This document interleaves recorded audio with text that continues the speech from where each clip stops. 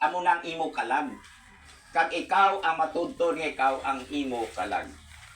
Kag ang imo kalag is immortal. Hindi na mapatay. Magaatubang ikaw sa paghukom sa Dios kundi ikaw makadto. Amo nang dapat nimo tulupang doon. You are eternal. Kaya sa tao pag napatay nadula na, hindi. Ang matudtod nga ikaw ang imo kalag.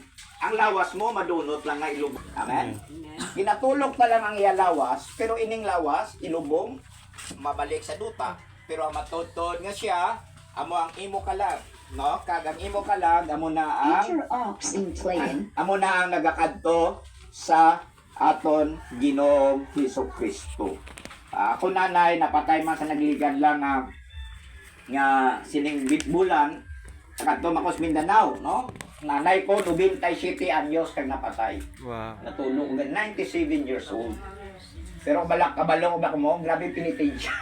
Puro pinitin siya. Gampo nga kunutod. 90 anyos, makaluluoy ka na. Kabudlay, no? Abi naton, nahadlok ka sa kamatay, pero mag-abot ni din na, kaya kung hindi ka mapatay, 90 anyos pa lang, 40 na ni mong antos. No?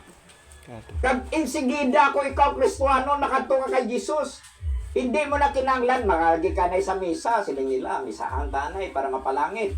No? Ang iba, sila niya, kailangan na ato ni pangadian. No?